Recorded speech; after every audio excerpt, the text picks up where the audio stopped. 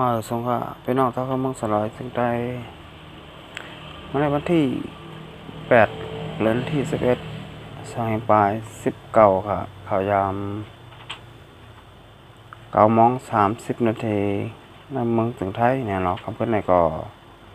มาพบมาหากันในทางข่าวใจหยาดหนุ่มทางปอกเนื้อเนาะก็คำเพิ่นในรายการปกไต้เต้นเนาะออนพี่น้องแต้วค่ะมาเห็นหูการบ้านการเมืองก็สำคัญทางปอกเนื้อเนาะ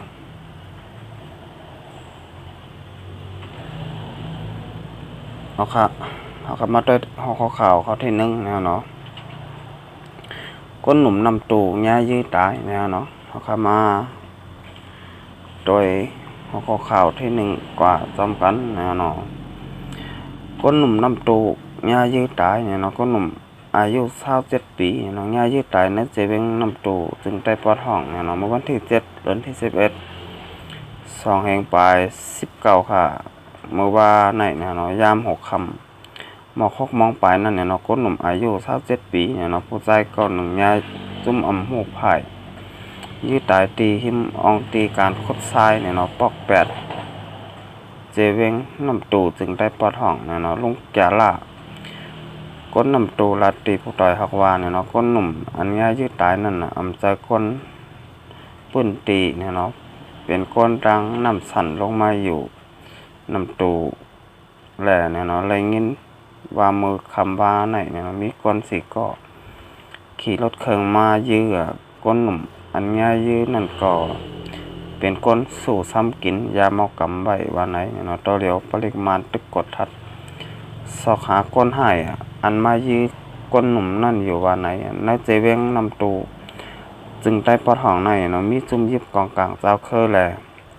ดับซึกลงปองจึงมานะต้องหนึ่งกว่ามาวันไหนเดินนั่นในโหเลินโนเวมเบอร์2ปลาย19ในก้นเมืองเกี่ยวแม่3ก่อง่ายยืดตายตีห้านเขาพักนำคงตายทั้งตี2ก่อกว่าลูกตายตีห้องยาเกี่ยวแม่แทง1ก่อเนี่ยเลินนั่นตีเจเวงกดขายบ้านปางล่อก่อผู้ใจก้อนหนึ่งง่ายยืดเสียไหลหมัดเจ็บไว้ต่อถึงย่ำเดี๋ยวปริมาณยังไปตีไหลก้นหายว่าไหนเนี่ยเนาะอันนี้ก็ไรว่าเป็นข่าวหายเนี่ยเนาะพี่น้องเจ้าข้ามึงสนายจึงแต้วค่ะเนี่ยเนาะตีไว้ในเมืองจึงได้ปลดห้องเนี่ยเนาะก็ว่าในเมืองจึงได้ปลดห้องเฮาคานั้นเนี่ยมีไว้ซุ่มยิบกองกลางเจ้าคือลายหมู่ยอก็ลายจุ้มเนี่ยเนาะกับนั้นได้เนี่ยลายไม้เสือแต่พี่น้องเจ้าข้ามึงสนายจึงแต้วค่ะตีไว้ในเมืองจึงได้ปลดห้องได้บ่าวาเนี่ยเนาะก็ว่าเมื่อป้นมาหึงนานเนี่ยเนาะก็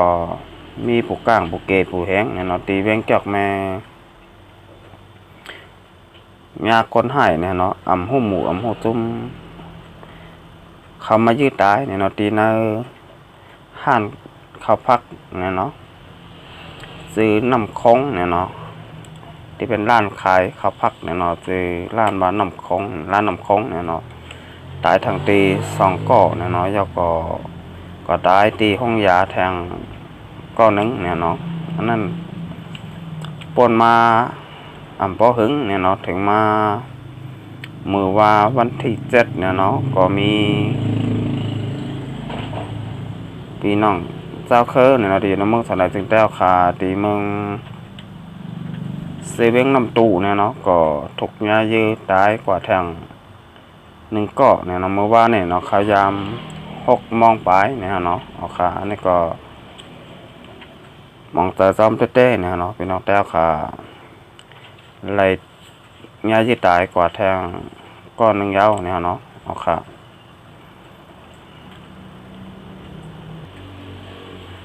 กอบนั้นได้นะครับฝากถึงพี่น้องเจ้าข้ามึงสนับจึงแต้วค่ะเนี่ยเนาะที่อยู่ไว้ในเมืองจึงได้ปลดห้องเนาะเขาหมออยู่หมอกินเนี่ยเนาะอยู่อย่างมีสติวิทยาหู้จักเอาตัวรอดทั้งผางมันอย่าไว้เมามังเนี่ยเนาะให้มาอยู่หมอกินกันก็ว่าเขาขายอยู่ไว้ในเกกลางซึกหลายหมู่หลายจุ่ม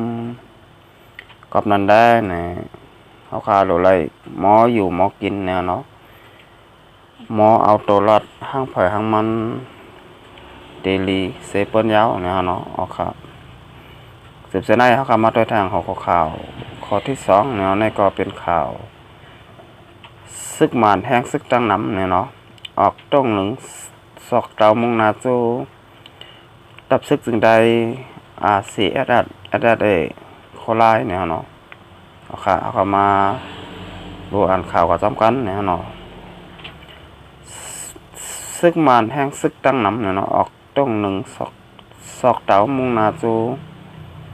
พืชเขาในนาตีสีแอดเอเนี่ยเนาะเมื่อวันที่7เดือนที่11 2ปลาย19ค่ะเมื่อวานนี้เนาะมีซึกมานหูหมายตับเนี่ยเนาะแห้งซึกหมอก2ปากปลายเนี่ยเนาะออกเข้าตังตรงหนึ่งพืชเขาจำในนาตีสายซึกของเสียคนจึงใดตับซึกจึงใดเนี่ยเนาะสีแอดเอ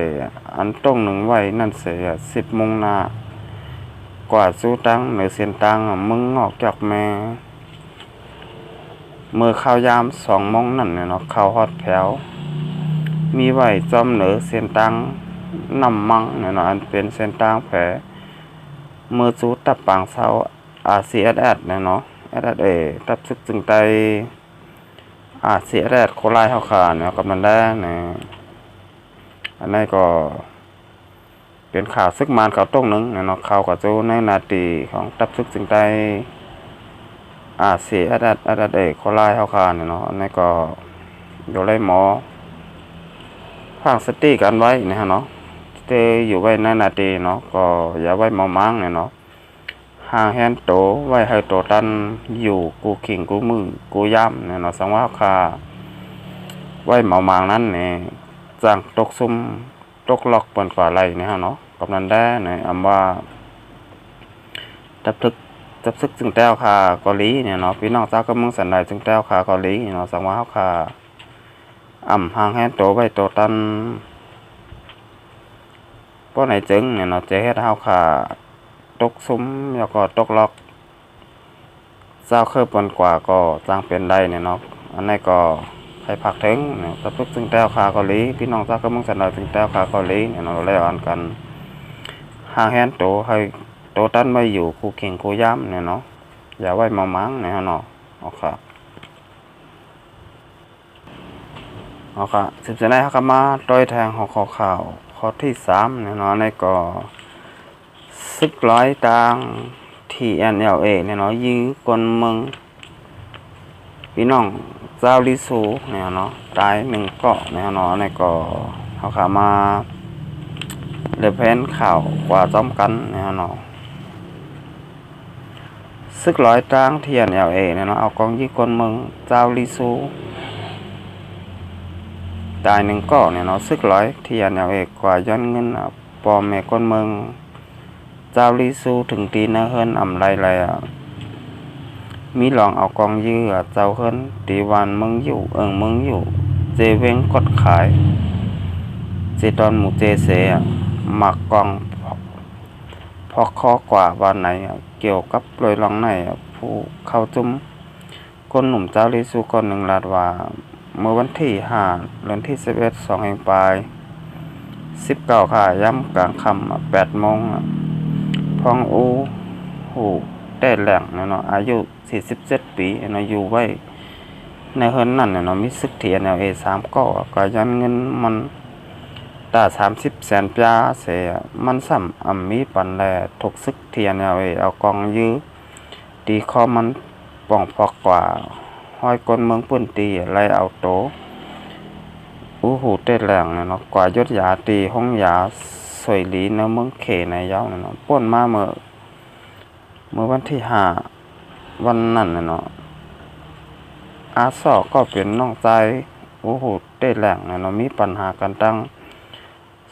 ซึกหลายทางTNLAซึกหลายทางTNLAขึ้นติงยับเอาโตซานเนาะก็เป็นมีสอตีวันเมืองอยู่เมืองอยู่เนี่ยเนาะไว้วันไหนเนี่ยเนาะซึกTNLAลาดว่าพวกใครปล่อยปันโตซานก็ได้ไล่ปันเงินมาตา30 แสนปยาวันไหนพอถึงมาวันที่5 เดือนที่11 2ปลาย19ค่ะป้วนมานั่นเนี่ยเนาะซึกTNLAกว่าย้อน เงินถึงตีในเฮิรนอำไรแลจังเอากองยื้ออู้หูเต้แหล่งเนาะไรตายกว่าในเฮิรนในยาวเนาะเมนางอู้หูเต้แหล่งว่าสังลองการตีห้องยาในเจ้าโตหลีงามไหนดีกว่าตึงลาตีจุ่มขังหลายจุ่มเกี่ยวกับรวยลองในวันไหนตีวันมึงอยู่ในซึกหลายเทียนเอาเอก็ย้อนเงินคนเมืองแหล่ติ่งยับคนเมืองในปุ่นตีเสเอากว่าคุ้มขังตัวไว้ตีวันเจ้าปลองเนาะมินดินหย่อเนี่ยเนาะมินดินหย่อในอะไรหันในข่าวปุ่นตีบีออกไว้หนังไหนเนี่ยในก็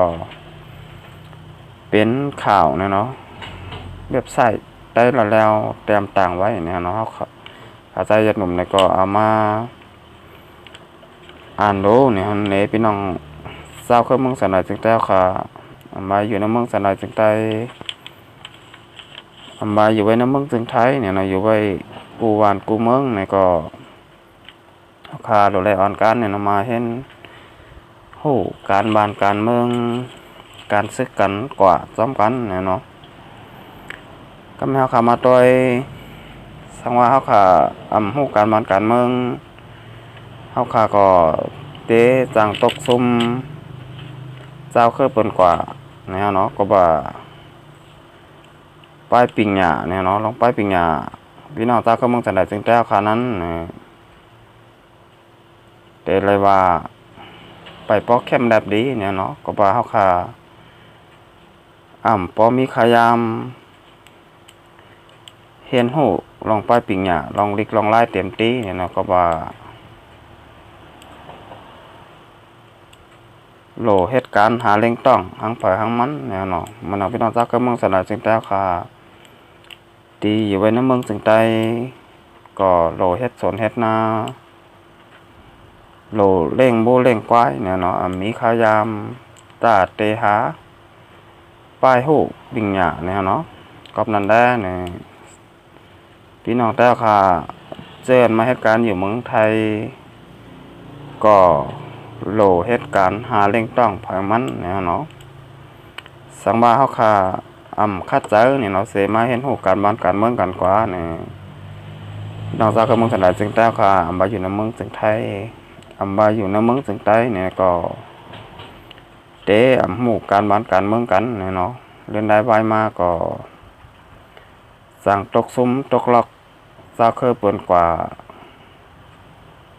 ก็หูไรเนี่ยเนาะก็บ่า